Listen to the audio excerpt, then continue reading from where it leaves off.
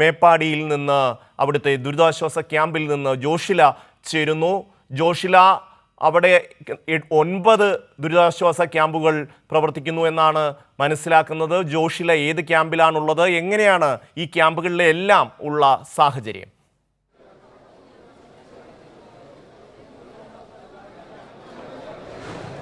ഷമി, ഞാനിപ്പോൾ ഉള്ളത് Meppadi government higher secondary school ക്യാമ്പിലാണ്. ഇവിടെ ഏകദേശം 1000-ലധികം ആളുകൾ ഇന്നലെ അടക്കം വന്നിരുന്നു. ഇവിടെ നിന്നും ആളുകളെ ചൂണ്ടയിലെ ക്യാമ്പിലേക്ക് മാറ്റിയിട്ടുണ്ട്. 2 ബസ് നിറയെ, അതായത് ഏകദേശം 30ഓളം പേര് അവിടേക്ക് മാറ്റിയിട്ടുണ്ട്. അത്തരത്തിൽ പല സ്ഥലങ്ങളിലേക്ക് മാറ്റേണ്ടുന്ന ഒരു സാഹചര്യം ഇപ്പോഴുണ്ട്. കാരണം ഇല്ലെങ്കിൽ ഇവിടെയുള്ള ആളുകൾക്ക് താമസത്തിനൊക്കെയുള്ള അസൗകര്യം നേരിടും എന്നുള്ളത് കൊണ്ടാണ് അത്തരത്തിൽ മാറിയിരിക്കുന്നത്. എന്തായാലും ക്യാമ്പുകളിലെ പ്രവർത്തനം ഒക്കെ തന്നെ ഏറ്റവും മികച്ച രീതിയിൽ നടക്കുന്നു എന്നുള്ളതാണ്. അത് ആളുകൾ പോലും പറയുന്നുണ്ട്. ദുരിതാശ്വാസ ക്യാമ്പിലെ പ്രവർത്തനങ്ങളെല്ലാം തന്നെ കൃത്യമായി നടക്കുന്നുണ്ട്. അത് ഭക്ഷണത്തിൻ്റെ കാര്യത്തിലായാലും ആരോഗ്യത്തിൻ്റെ കാര്യത്തിലായാലും ആരോഗ്യ പ്രവർത്തകരുടെ കാര്യത്തിലായാലും ശുചീകരണം അടക്കമുള്ള ക്ലീനിങ് അടക്കമുള്ള എല്ലാ കാര്യങ്ങളിലും കൃത്യമായ പ്രവർത്തനം നടന്നുകൊണ്ടിരിക്കുകയാണ്. നമുക്ക് ഈ വിഷ്വലിൽ തന്നെ കാണാൻ സാധിക്കും, ദൃശ്യങ്ങളിൽ തന്നെ കാണാൻ സാധിക്കും. വളരെ തിരക്ക് പിടിച്ച അല്ലെങ്കിൽ ഏറ്റവും കൂടുതൽ ജനങ്ങളുള്ള ഒരു ക്യാമ്പായി ഇത് മാറിയിരിക്കുന്നു എന്നുള്ളതാണ്. ഇവിടെ എല്ലാ തരത്തിലുള്ള ആളുകളും, അതായത് രക്ഷാപ്രവർത്തകർ അവിടെ ജോലി ചെയ്തുകൊണ്ടിരിക്കെ ഇവിടെ അതേസമയം തന്നെ സന്നദ്ധ പ്രവർത്തകരും സർക്കാർ ഉദ്യോഗസ്ഥരുമുള്ള അടങ്ങുന്ന ഒരു വലിയ വൃന്ദം തന്നെ ഓരോ വിഭാഗങ്ങളായി തിരിച്ചുകൊണ്ട് തന്നെയാണ് ഇവിടേക്ക് എല്ലാ കാര്യങ്ങളും ക്രമീകരിക്കുന്നത് എന്നുള്ളതാണ്. അതേസമയം തന്നെ മറ്റൊരു സ്ഥലത്ത് കമ്മ്യൂണിറ്റി സെൻറ്ററിൽ മറ്റൊരു കാര്യം നടക്കുന്നുണ്ട്.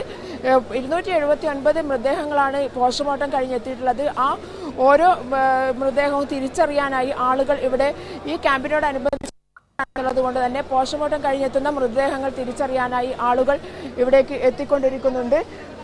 ഇവിടെ ചൂരമലയിൽ നിന്ന് ഉള്ളവരാണോ നിങ്ങൾ ഇവിടെ വന്നിരിക്കുന്നത്? ഇപ്പോൾ എന്തിനാണ്? ഞങ്ങൾ ഇവിടെ ക്യാമ്പില് ക്യാമ്പിന് ഞങ്ങൾക്ക് കുഴപ്പമൊന്നുമില്ല. ഞങ്ങൾ എല്ലാവരും അവർ നല്ല സുരക്ഷിതമായി നോക്കുന്നുണ്ട്. ഭക്ഷണം കാര്യങ്ങളും ഡ്രസ്സും കാര്യങ്ങളൊക്കെ എല്ലാം തരുന്നുണ്ട്. നഷ്ടപ്പെട്ട എൻ്റെ ചെറിയമ്മൻ്റെ മോനെ നഷ്ടപ്പെട്ടിട്ടുണ്ട്. തിരിച്ചറിഞ്ഞു. അവർ പിറ്റേ ദിവസം തന്നെ കിട്ടി, ബോഡി കിട്ടി.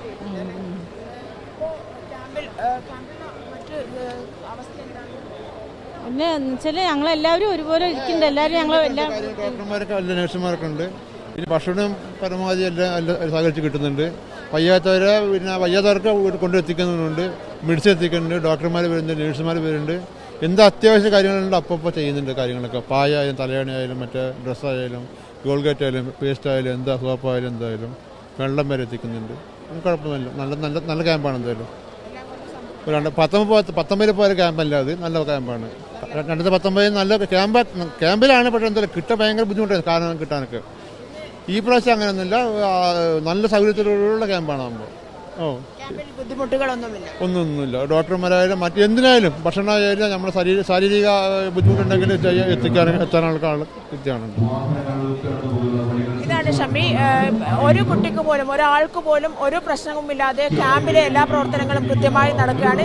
കൃത്യമായി ക്രോഡീകരിച്ചുകൊണ്ടാണ് ഈ കാര്യങ്ങളെല്ലാം നടക്കുന്നത് എന്നുള്ളതാണ്. അതുപോലെ തന്നെ മന്ത്രിമാരടക്കമുള്ള ആളുകൾ ഇവിടേക്ക് എത്തിച്ചേർന്നിരുന്നു. ഇവരൊക്കെ തന്നെ എല്ലാ കാര്യങ്ങളും നേരിട്ട് ഉദ്യോഗസ്ഥരോട് ചോദിക്കുന്ന ഒരു അവസ്ഥ കൂടിയുണ്ട്. അതുകൊണ്ട് തന്നെ എല്ലാ കാര്യങ്ങളും കൃത്യമായി ക്രമീകരിച്ചുകൊണ്ടുള്ള പ്രവർത്തനങ്ങൾ ക്യാമ്പിൽ നടക്കുകയാണ്.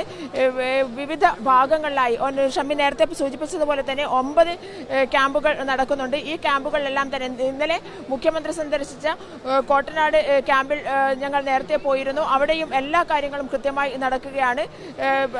കൗൺസിലിംഗ് അടക്കമുള്ള കാര്യങ്ങൾ നടക്കുന്നു എന്നുള്ളതാണ്. അതുകൊണ്ട് തന്നെ ഇന്ന് രാവിലെ സംസാരിച്ച കുടുംബം ഞങ്ങളോട് പറഞ്ഞത് ഇവിടെ എത്തിയാൽ സമാന മനസ്കരായ ആളുകളെ കണ്ടതുകൊണ്ട് തന്നെ ഒരുപാട് ദുഃഖങ്ങൾ പങ്കുവെക്കാൻ സാധിക്കുന്നു. അതൊക്കെ തന്നെ ഇപ്പോൾ ആ ഒരു ആശ്വാസമായി മാറുകയാണ്.